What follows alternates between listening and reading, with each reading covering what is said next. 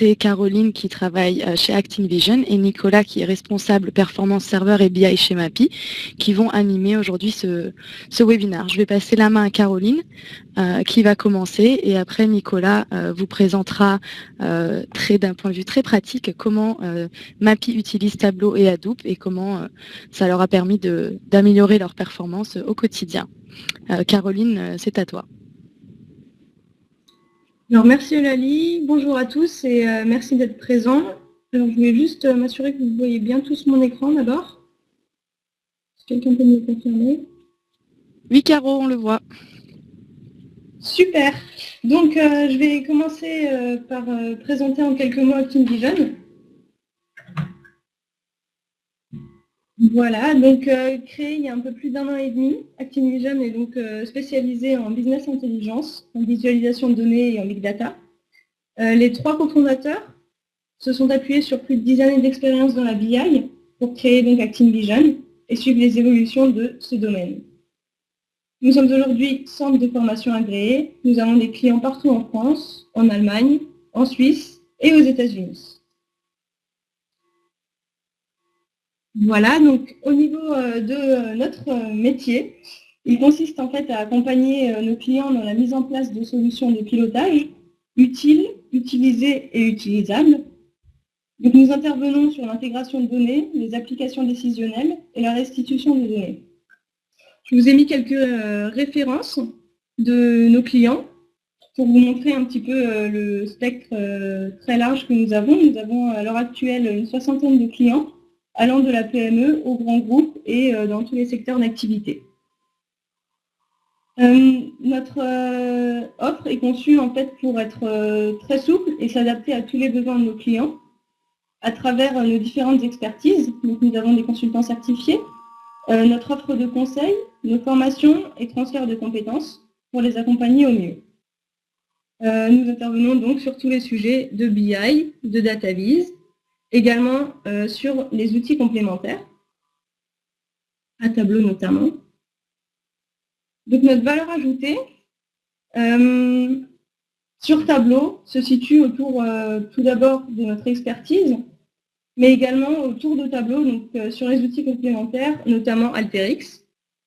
Et nous apprécions également partager notre passion pour notre métier à travers des webinaires comme celui d'aujourd'hui, des publications que vous trouvez sur notre site internet et Tableau public notamment, des travaux de recherche. Je pense que certains d'entre vous ont déjà eu l'occasion de voir le Sankey diagramme d'Olivier Quatrin, notre CEO.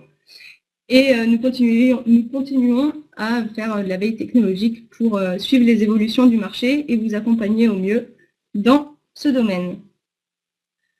Je vais terminer cette présentation par notre historique avec Nicolas. Donc Nicolas, nous avons pris contact en septembre l'an dernier, il y a un peu plus d'1 an.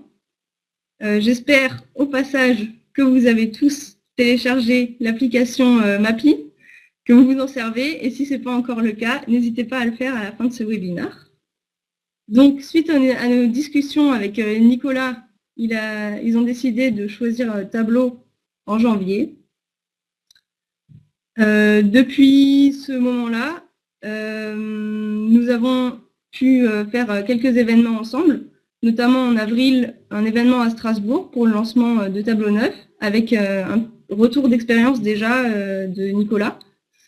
Il y a eu des articles également depuis qui sont parus, et puis le webinaire d'aujourd'hui. Donc, pour ma partie, voilà, j'espère que c'était clair.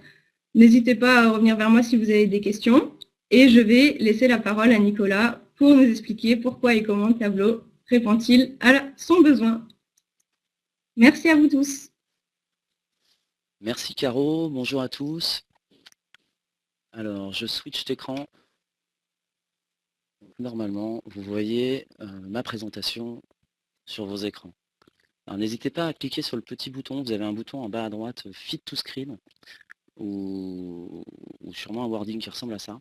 Ça vous permettra d'être certain de bien voir la présentation en entier. Donc, je vais vous expliquer, je vais essayer de le faire rapidement, de vous expliquer comment aujourd'hui Tableau connecté à Hadoop aide MAPI au quotidien. Mécaniquement, ça va commencer par une présentation de MAPI, une présentation rapide de la plateforme. Et ensuite, à la toute fin de cet ensemble de slides que je vais vous dérouler, je vous ferai une démo live, parce que je crois que c'est quand même ce qui est le plus intéressant pour vous, de voir comment on peut faire du tableau connecté directement sur Hadoop. J'espère que vous êtes venus pour ça. N'hésitez pas à poster des questions sur le chat. Pour certaines, on répondra en live, pour d'autres, on pourra peut-être faire le point à la fin, on verra en fonction du temps qui nous reste. Alors, hop, c'est parti. Donc MAPI, vous nous connaissez certainement, on est une entreprise française, on est une centaine, spécialiste du calcul d'itinéraire, transport en commun, voiture, vélo, piéton, et aussi spécialiste de la recherche locale. Donc notre promesse, notre travail, c'est de vous aider à aller le plus facilement possible vers le point d'intérêt le plus pertinent possible. Je vais vous expliquer en 2 secondes comment. Donc on a 10 millions de visiteurs uniques chaque mois, 40% sur le mobile, et des interfaces graphiques sur le web qui vous permettent de faire des recherches, par exemple des recherches d'hôtels le plus proche de chez vous. Sur le mobile, vous pouvez calculer des itinéraires, vous promenez dans les rues, comme nos concurrents américains, et puis faire des recherches de restaurants, rentrer sur ces restaurants, éventuellement faire des réservations. Voilà, ça c'est la presse MAPI. On va dire que ce qui vous intéresse aujourd'hui, c'est plutôt Tableau, et pourquoi on utilise Tableau. Alors chez MAPI, nos applications là, que vous avez vues, que vous avez téléchargées sur vos iPhones, sur vos Android et que vous utilisez au quotidien sur votre ordinateur, c'est la partie de gauche, communiquent avec des serveurs. Les serveurs sont développés chez MAPI, donc le serveur qui calcule les itinéraires par exemple, le serveur qui traduit une adresse en coordonnées géographiques, ou même le serveur qui dessine des plans. Voilà, c'est des applications client-serveur. Sur ces applications, en fait, au quotidien, en tant que bon développeur d'application, on se pose des questions. Je suis plus audible, me dit Mohamed. Alors, est-ce que quelqu'un dans l'assistance peut me confirmer qu'il m'entend bien?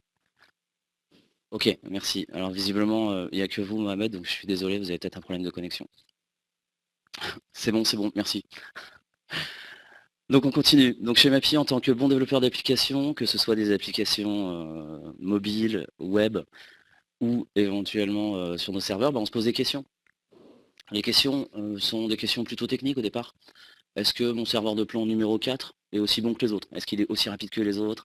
Est-ce qu'il répond à autant de questions que les autres? Est-ce qu'il y a des erreurs dessus? On peut aussi se poser des questions d'ordre un petit peu plus financier. Comment l'application iPhone Page Jaune, combien plutôt l'application iPhone Page Jaune demande-t-elle l'itinéraire piéton sur une année? Parce que MAPI, on développe des services pour nous, mais aussi pour des partenaires, avec un partenariat privilégié chez Page Jaune. Donc il va falloir facturer Page Jaune en fonction du nombre d'itinéraires qu'ils ont demandé. Des questions plus métiers. Est-ce que l'application iPhone 2.3, qui est très très vieille, qui a maintenant 3 ans, est encore utilisée? Et sur quels terminaux? Parce que bon, parmi vous, il y a sûrement des gens qui ont encore des 3G, des iPhone 3G, sur lesquels ils ne peuvent plus faire leur mise à jour. Bon, chez nous, ça représente du travail pour être sûr d'assurer la rétrocompatibilité sur ces différents terminaux, ces différentes applications. Et des questions plus commerciales. Est-ce que les hôtels Booking, avec qui on a un partenariat fort aussi, est-ce que les hôtels Booking sont beaucoup cliqués en ce moment? Voilà. Toutes ces questions sont des questions un peu historiques qu'on s'est toujours posées en développant des applications et des services chez MAPI. Et du coup, on a déjà trouvé des solutions pour y répondre. Je vais appeler ça des solutions BI des années 80. Donc d'où on sort nos informations? Des logs. Voilà. Le serveur de plan, quand il travaille, il écrit dans un fichier de log. Pareil pour le serveur d'itinéraire, il écrit dans un fichier de log. Et puis tous ces logs, une fois par jour, on les dépose sur, on va dire, un disque dur partagé. On les dépose à un endroit, on les centralise. Ça représente 150 gigas de fichiers par jour. C'est beaucoup, c'est pas beaucoup, ça se discute. Disons que c'est 150 gigas par jour. Donc historiquement, ces 150 gigas par jour, on avait des traitements en Python qui permettaient de les processer pour les monter dans une base de données SQL Server, et puis d'autres traitements qui tournaient sur cette base de données SQL Server pour générer des statistiques, parce qu'on ne s'amuse pas à garder les 150 gigas par jour, mais on garde plutôt des statistiques, des indicateurs clés. Et ces stats, pour y accéder, on avait monté une plateforme de cube SQL. Alors bon, ceux qui connaissent, tant mieux. Ceux qui ne connaissent pas, si vous voulez, on pourra un petit peu détailler sur la fin de la présentation ce que sont que les cubes SQL. Mais disons que c'est un moyen de faire de l'analytics rapide sur une base de données SQL Server. Et puis pour se promener dans ces cubes SQL, on utilisait tout simplement Excel. Excel, puis des exports PDF pour pouvoir répondre aux questions que nous posaient les gens. Voilà. Tout ça, ce système-là, en volume de statistiques, représentait, on va dire il y a 2 ans à peu près, 50 gigas de données. 50 gigas, c'est pas énorme. Et puis, à peu près 10 millions de lignes. Très bien. On a vécu là-dessus. C'était pas mal, hein, ça marchait bien, mais on ne trouvait pas ça assez interactif. Et puis, surtout, on a commencé à nous poser de nouvelles questions. Et la question principale qui nous a fait basculer, c'est la suivante. Nicolas, est-ce que tu peux nous dire, pour chaque POI, donc des points d'intérêt, c'est-à-dire un opticien rue de Rennes représente un POI, un McDo à Strasbourg représente un POI, voilà, des POI, on en a beaucoup. Donc pour chaque POI, est-ce qu'on pourrait connaître le nombre d'affichages en carte, le nombre d'ouvertures de fiches, donc quand un utilisateur clique sur la carte, il peut ouvrir une fiche sur ce point d'intérêt, le nombre de clics à l'intérieur de cette fiche, ah oui, parce qu'il interagit avec la fiche pour aller potentiellement voir le contenu du magasin en question, etc. Et puis en fait, beaucoup d'interactions. Donc pour chaque POI, on avait envie de connaître les différentes interactions. Sauf que des POI, on en a 4 millions. On voulait traquer une dizaine d'actions au jour le jour, avec un historique éventuellement illimité, et des stats par regroupement. Est-ce que je peux avoir non seulement des statistiques pour le POI qui a tel ID, mais aussi pour la famille de POI qui va s'appeler Hotel Booking ou McDonald's ou autre. Pour répondre à ça, le système existant était obsolète, en fait. Tout simplement, c'était non scalable, pas assez rapide, et puis globalement, pour stocker des statistiques avec une granularité jour pour 4 millions de POI pour une dizaine d'actions, c'est pas possible. Donc on a décidé de changer de système. On s'est posé pas mal de questions. On a étudié beaucoup de solutions. Et donc, si je vous fais un panorama rapide des différentes solutions qu'on a pu évoquer, on a vu du BERT, on a vu du Toucan-Toco, Tableau Software, Kibana dans le monde open source, qui s'appuie sur de l'Elasticsearch, SAS, qui n'est pas du tout open source, les cubes Mondrian, alors ça, c'est pas forcément très connu, mais ça a été un vrai challenger. ClickView, qui est une solution bien plus connue d'un point de vue DataVis, et puis carrément du dev maison en D3JS. Voilà, je ne les mets pas tous, mais on a fait une étude quand même de 2-3 mois qui nous a permis d'affiner un petit peu le besoin, et puis surtout de se mettre d'accord sur ce qu'on allait faire.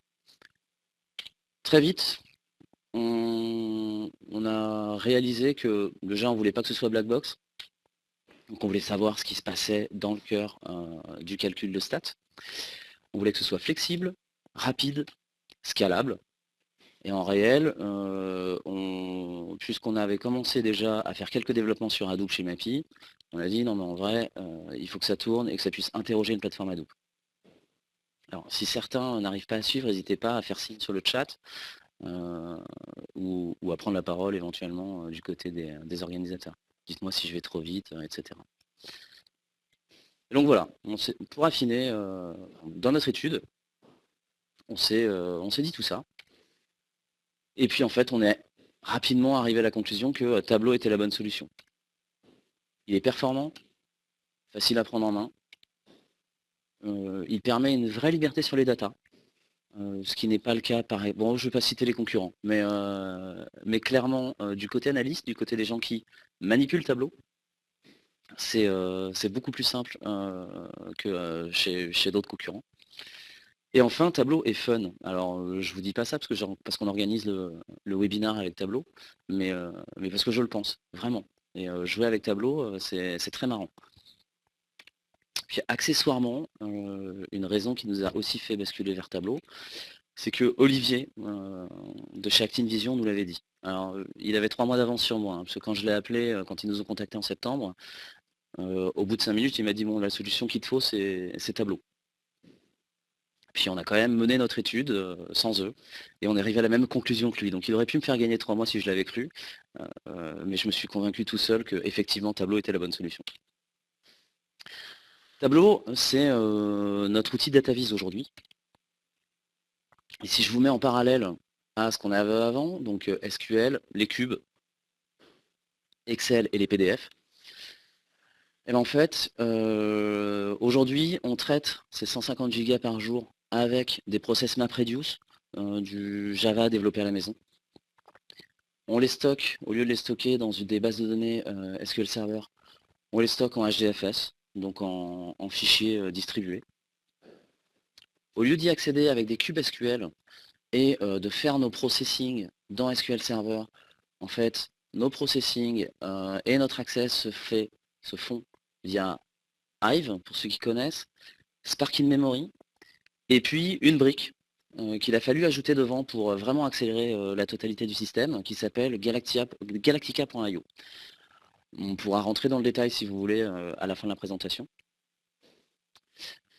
Donc ensuite on a Tableau à la place d'Excel qui communique avec Galactica ou Spark en fonction du besoin du jour. Et puis des utilisateurs qui sont très contents puisqu'ils peuvent naviguer dans leur board Tableau sur leurs applications iPhone, iPad ou Android d'ailleurs, sur Chrome, Firefox, Internet Explorer.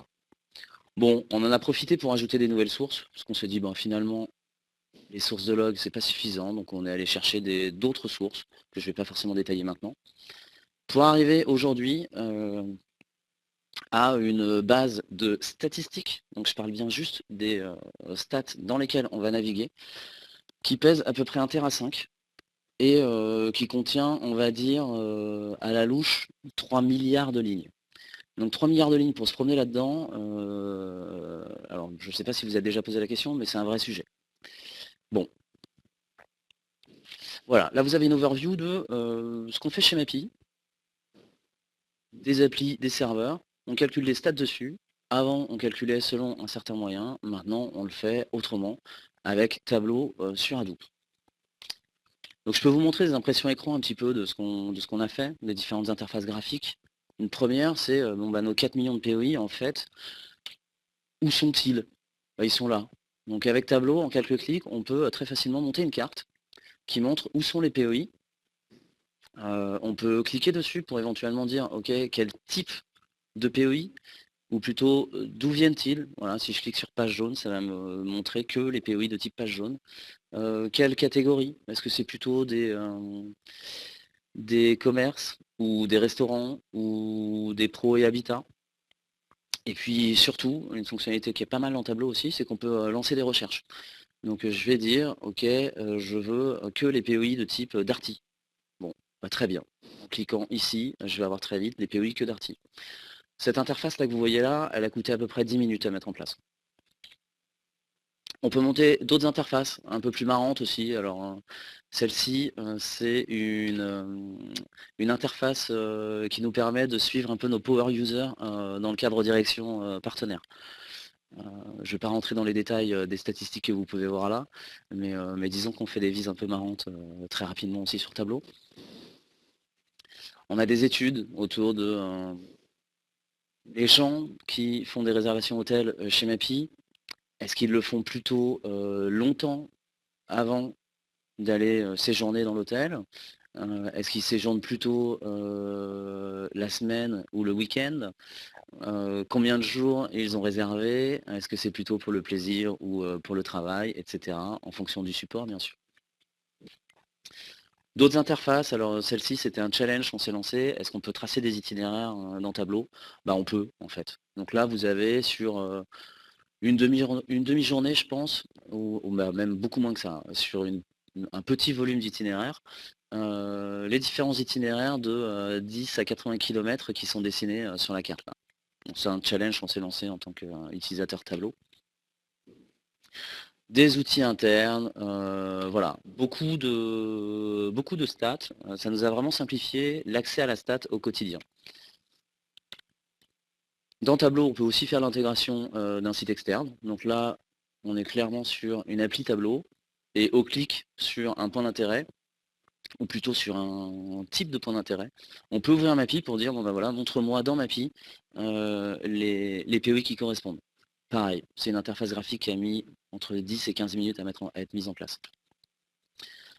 Je ne vais pas tout vous détailler ici, parce qu'en fait, j'ai surtout envie de vous faire une petite démo de Tableau. Donc déjà, est-ce qu'il y a des questions qui remontent sur le début de la présentation? Il vous reste 5 secondes. Non. Alors j'enchaîne. Merci, Juliana. Pardon. Bon, du coup, je vais vous montrer du tableau. On va faire du tableau en live. Alors là, on se connecte à mon poste. Donc l'ordinateur que j'utilise au quotidien, avec un fond d'écran un peu corporate. Je lance Tableau 9. Donc chez Mappy, on utilise encore Tableau 9.0 pour l'instant. On n'a pas basculé en 9.1, ni côté client, ni côté serveur. Et puis je vais me connecter sur notre serveur Tableau serveur, parce qu'on a un Tableau serveur maison, enfin hébergé chez nous, avec mon login et mon mot de passe que je ne vous montre pas. Voilà. Donc là, je suis dans Tableau, probablement que vous connaissez un petit peu cette interface, et puis je suis sur des sources partagées sur mon serveur, et je peux par exemple ouvrir une table qui s'appelle BI POI Audience. OK. Dans Galactica. Alors cette table contient beaucoup d'infos. On a dans cette table un nombre non négligeable de colonnes. Je crois qu'on est autour de 30 colonnes, si je ne me trompe pas. Et ces colonnes contiennent beaucoup d'informations sur nos POI. Est-ce que Tableau est utilisé par l'IT à destination du business, ou le business utilise lui-même Tableau pour faire ses propres vises? Alors, j'ai envie de répondre les deux. On a une dizaine de users Tableau chez Mappy, et on est à peu près à moitié-moitié, c'est-à-dire 5 côté IT qui génèrent des boards pour les 5 autres du business, et 5 côté business qui vont générer des boards pour eux-mêmes. Mais voilà. Les boards sont développés côté IT ou côté business. Je reviens à ma base d'audience POI. Alors, que contient cette base? Tout simplement l'audience de mes POI. Donc, rappelez-vous, les POI, c'est 4 millions de personnes différentes, de points d'intérêt. Et dans cette base, j'ai beaucoup de lignes, en fait. J'ai 1 milliard de lignes. Donc, j'ai 1 milliard de lignes qui décrivent les différentes statistiques de mes 4 millions de POI au jour le jour. Alors, on va prendre la date pour voir un petit peu ce qui se passe.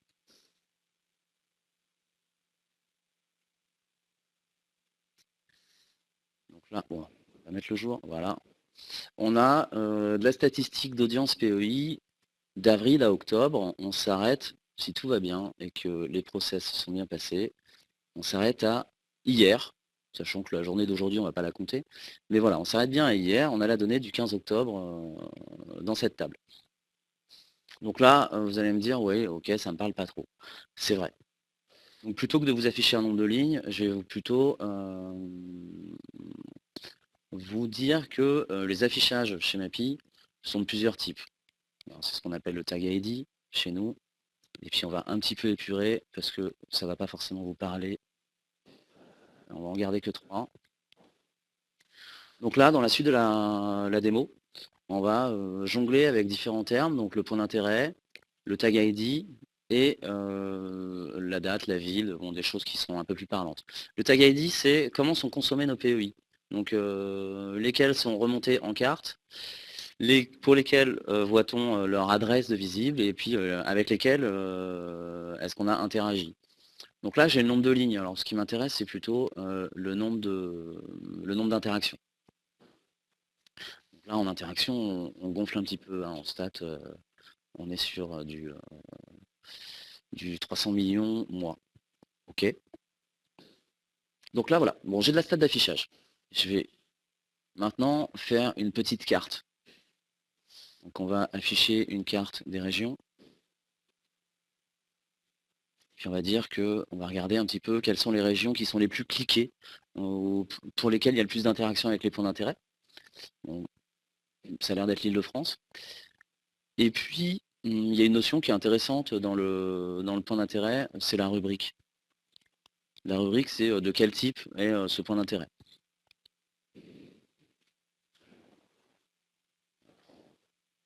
Le nombre d'affichage aussi, et puis on va se mettre plutôt en bulle, parce que c'est plus sympa. Donc on a des POI de type restaurant, des commerces, des hôtels, des boutiques de mode. Voilà. On a 3 feuilles qui, toutes les 3, se promènent allègrement dans une base de 1 milliard de lignes. Et puis ces 3 feuilles, on va les glisser sur un board.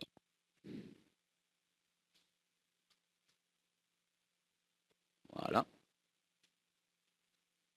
On va enlever les légendes parce que ça parle tout seul. Et puis, je vais faire quelques actions rapides dans Tableau. Voilà. Pour indiquer à Tableau qu'en fait, j'ai envie de pouvoir cliquer sur la carte ou j'ai envie de pouvoir cliquer sur les catégories et de regarder comment évoluent les statistiques de mes points d'intérêt en fonction de mes clics. Donc par exemple, je peux me poser la question de comment évolue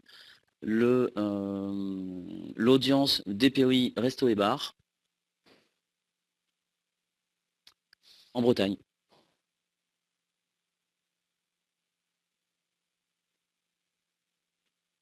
Voilà. Et donc là, on a fait une application qui, en quelques clics, se promène dans une base de données d'1 milliard de lignes et qui permet très facilement de répondre à des questions. OK, comment sont consommés les points d'intérêt de type resto et bar en Bretagne? Je ne sais pas si je me rapproche des cas d'usage que vous pouvez avoir chez vous, mais ça me semble difficile de ne pas répondre à une question avec un système comme celui-ci, quoi. Voilà pour la démo live que je voulais vous faire. Si vous voulez, pour ceux qui veulent être un tout petit peu technique, je pourrais montrer un petit peu passer, on pourrait regarder les requêtes qui sont passées du côté du moteur de rendering SQL. Mais pour la partie présentation, j'en ai à peu près fini et maintenant du coup on va être ouvert, Caroline, Eulalie et moi, à toute question pour pouvoir éventuellement répondre.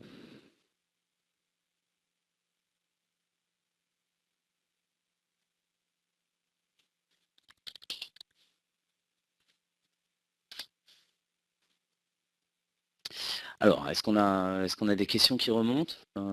Est-ce que vous voulez voir d'autres choses dans Tableau? Est-ce que qu'est-ce qui vous intéresserait? Oui, nous utilisons ici probablement le connecteur Cloudera Hadoop standard. Je dis probablement parce qu'on en a utilisé plusieurs, mais on est resté sur un connecteur standard. La question étant, est-ce qu'on utilise un connecteur fourni par Tableau pour se brancher sur Hadoop? Est-ce qu'on peut détailler un petit peu les traitements effectués en amont au niveau de la data dans la nouvelle archi? Alors je répondrai à la question Galactica ensuite. Wow, ça y est, il y a plein de questions qui arrivent. Donc on va les prendre une par une. Donc les traitements en amont, si je reviens sur la présentation, ici F11. Donc on parle des traitements qui sont là.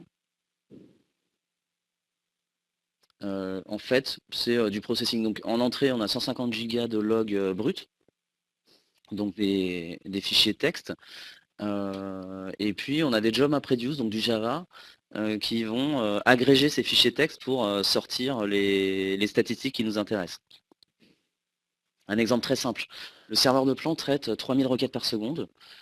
Bon, en fait, les 3000 lignes qui correspondent à une seconde sont concaténées en 12 lignes, on va dire, en fonction du type de plan et de l'heure et du serveur. Mais on ne garde pas 3000 lignes dans la base. Ensuite, détailler plus, ça me semble compliqué, donc je ne sais pas si je réponds à votre question, Aymeric, mais éventuellement, vous pourrez me contacter si vous avez d'autres questions pour affiner. Ensuite, il y avait une question autour de Galactica. Alors, Galactica est une brique développée par un partenaire qui s'appelle DataBig, qui le développe en travaillant chez nous aujourd'hui au quotidien et qui ne le vend pas encore. Donc c'est une techno qui n'est pas encore disponible pour le grand public. Par contre, si je ne me trompe pas, il a l'intention de se lancer au prochain salon Big Data. Donc vous pourrez sûrement le rencontrer au CNIT à la Défense. Voilà pour Adriane. Bonjour Gaël. En termes de transfo de données, est-ce qu'il a été compliqué de passer de SQL à Hadoop? J'ai envie de dire oui et non.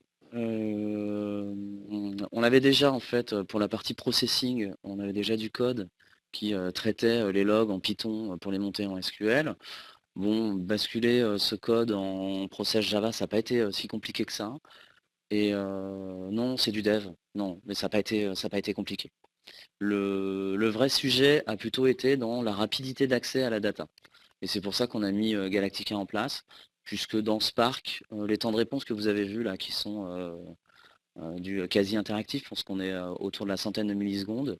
En faisant le même type de requête sur Spark In-Memory, on était plutôt à 20 secondes. Et c'est plus sur cette partie-là qu'il a fallu qu'on travaille pour être sûr que les bords de tableau soient ultra interactifs. Marie-Laure, les performances sont impressionnantes. Alors bah oui, effectivement. J'ai un petit peu répondu normalement à votre question.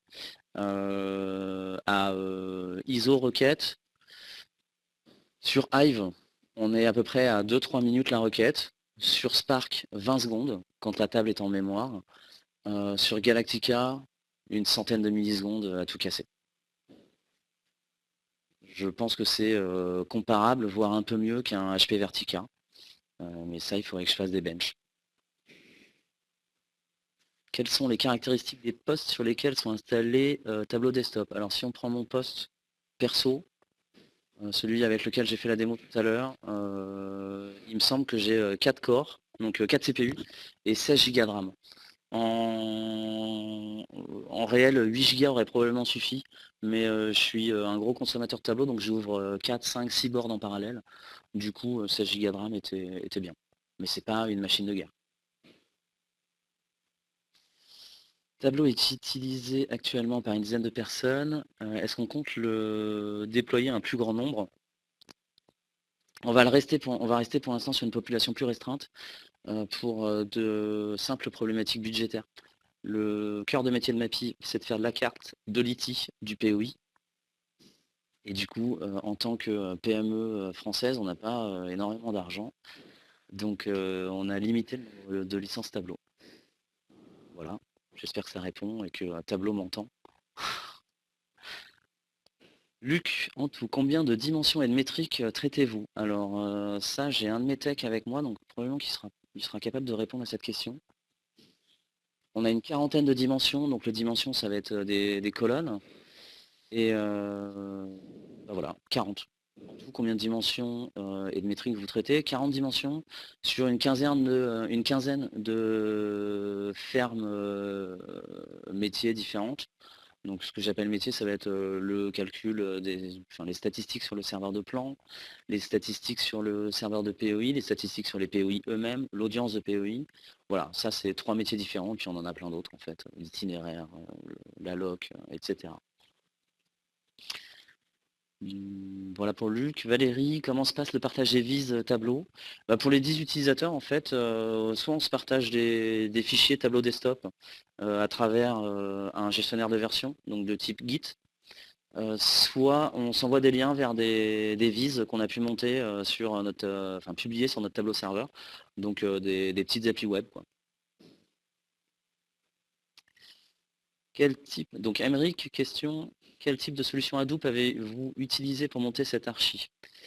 Alors, j'ai pas très loin une réponse à cette question. Il faut que je la retrouve. Bon, alors on a un cluster, je n'ai pas les slides sous la main, mais on a un cluster de 6 machines. Chaque machine, chaque nœud de notre cluster a 128 Go de RAM, hein, si je ne me trompe pas. Et en nombre de cœurs, 24. Donc chaque machine a 24 cœurs, 128 Go de RAM et on en a 6. Donc chaque machine est plutôt costaud. Par contre, on n'en a que 6. Voilà. Marie-Laure, est-ce qu'on a eu, si je me trompe pas, on en a Marie-Laure. Est-ce qu'on a rencontré des difficultés particulières sur l'install, la connexion, les devs des tableaux de bord? Alors oui, quand on a commencé à faire du tableau sur Hadoop, le connecteur qui aujourd'hui est standard, le connecteur Cloudera Hadoop qui est aujourd'hui standard, ne l'était pas. C'est-à-dire qu'il y a 6 mois, tableau sur Hadoop, c'était pas forcément super simple. Du coup, ce qu'on a fait, c'est qu'on a été obligé de recompiler chez nous une partie de la couche Hive Server. Bon, en gros, comment Tableau communique avec Spark. Voilà. Mais depuis, c'est natif. Et a priori, ça marche plutôt bien sans avoir à faire du dev maison. Les vises sont uniquement consommées par les 10 users. Oui, effectivement. On n'a que 10 personnes qui font qui utilisent du tableau. Éventuellement, de temps en temps, quand même, on a 2-3 product owners qui viennent regarder sur l'écran de leurs copains. Mais pour l'instant, on n'a vraiment que 10 consommateurs tableau chez Mapi. On a une licence serveur pour répondre à Adriane. Et un seul serveur, on n'a besoin que d'un seul serveur tableau parce que le travail est fait par le cluster Hadoop en dessous. Le serveur tableau, en fait, son travail, là, ça n'est que d'héberger des tableaux de bord web, donc c'est un petit peu comme un serveur web standard, là, et d'envoyer les requêtes au moteur de rendu SQL.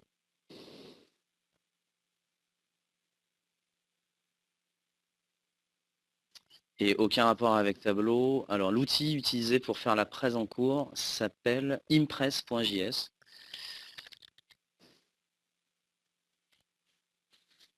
Voilà. Vous pouvez le chercher sur votre moteur de recherche préféré. Et c'est un petit peu de code JavaScript, mais c'est assez simple à mettre en place.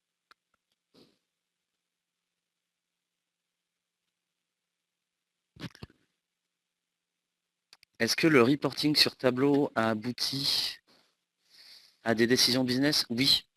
Ça y est, ça commence à vraiment se développer et on a des décisions qui commencent à être prises autour de la mise en scène de l'hôtel sur mapi.com et sur les supports. Tableau a été utilisé cet été pour sortir des statistiques sur les déplacements des Français pendant les vacances d'été, pendant les week-ends. Est-ce que les juilletistes partent plutôt à tel endroit? Est-ce que les Haussiens partent plutôt à tel autre endroit? Donc oui, aujourd'hui Tableau commence à être utilisé pour... alors bon, ça c'était pas vraiment une décision business, hein, cette communication, mais commence à être vraiment utilisé au quotidien chez Mapi. Marie-Laure, est-ce qu'on a eu des formations pour les utilisateurs? Oui, avec ActinVision, donc qui est représenté aujourd'hui par Caroline. Mais oui, ActinVision est venu faire une formation de nos 10 users. Quelles sont les caractéristiques du serveur hébergeant Tableau serveur? Alors lui, c'est pareil, on l'a fait un peu costaud, parce qu'on en a mis qu'un seul. De mémoire, il a 32 Go de RAM et 8 ou 16 corps.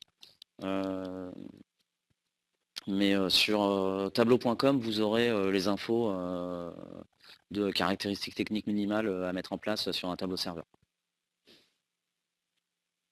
Notre formation a duré 3 jours. Merci Florent. Est-ce qu'il y a d'autres questions? Est-ce que l'ensemble des sujets était suffisamment clair?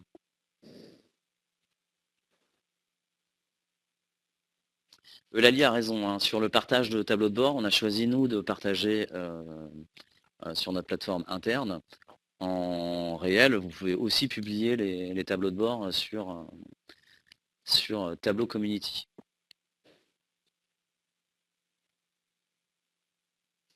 Comment se passe le croisement des données? Ah, ça c'est une question effectivement intéressante. Merci Sébastien.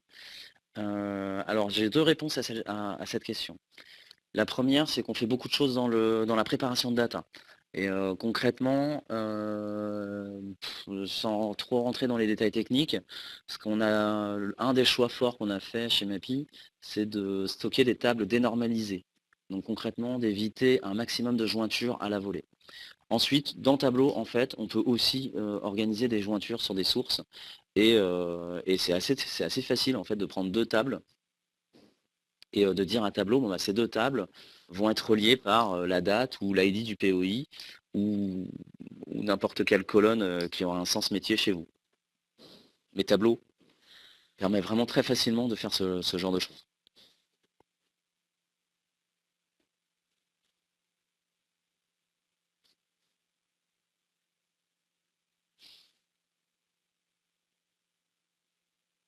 Alors on a 5 minutes d'avance sur la fin, j'ai l'impression qu'il n'y a plus trop de questions. N'hésitez pas, on est à votre dispo. Alors l'enregistrement Bruno sera mis à disposition pendant une semaine, il me semble. Donc, voilà. Et n'hésitez pas à remonter à Webikeo les éventuels problèmes de connexion que vous aurez pu avoir.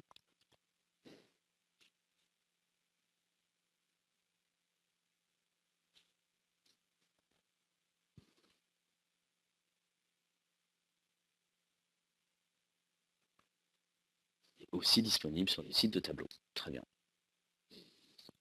Est-ce qu'on s'est fait accompagner pour la partie migration Hadoop? Absolument pas. On a fait ça en dev interne, mais d'ailleurs c'est comme ça qu'on a monté l'équipe qui s'appelle BI Big Data aujourd'hui chez MAPI, que je pilote depuis 1 an.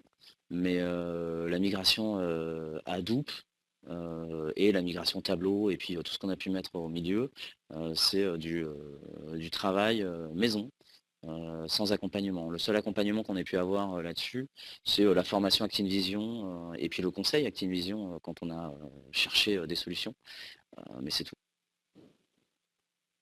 Quelle distribution pour Hadoop? En fait, on est sur, il y a un petit peu, il y a 2-3 briques qui sont recompilées, Spark ou la partie Hive Server sur laquelle s'appuie Galactica, mais sinon on est sur une distribution Apache standard, on n'est pas sur une Cloudera. Est-ce que vous avez d'autres outils connectés à votre plateforme Hadoop? On a du requêteur SQL type Squirrel SQL, mais c'est tout. Pour la partie machine learning, on va pas tarder à s'y mettre pour des projets qui, pour l'instant, ne sont pas encore officiels, mais normalement, on devrait se lancer dans le machine learning dans pas très longtemps. Quelle est la taille de cette équipe sur la partie Hadoop? On a 3 développeurs aujourd'hui qui, au quotidien, travaille sur la partie technique, développement des jobs MapReduce, développement de tout ce qui tourne autour de la data stat.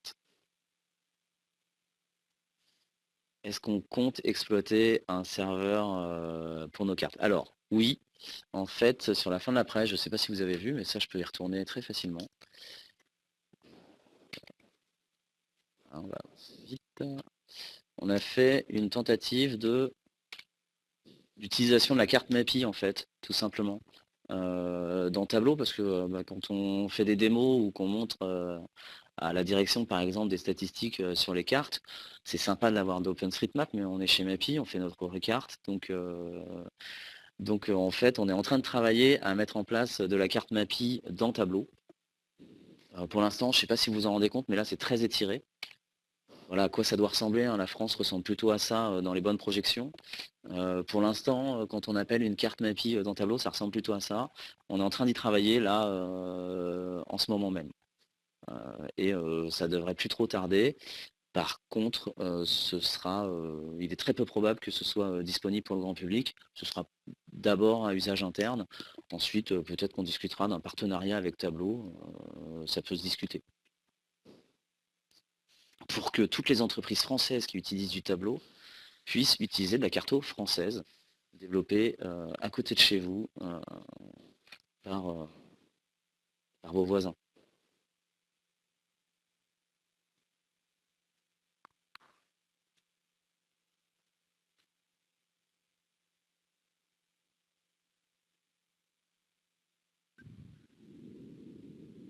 Merci beaucoup Nicolas. Il semblerait qu'on n'ait plus de questions et on arrive à la fin de nos 45 minutes de présentation.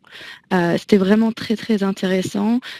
N'hésitez pas à prendre contact avec Tableau, ActingVision ou même Nicolas. Si vous avez d'autres questions, on sera ravis d'y répondre.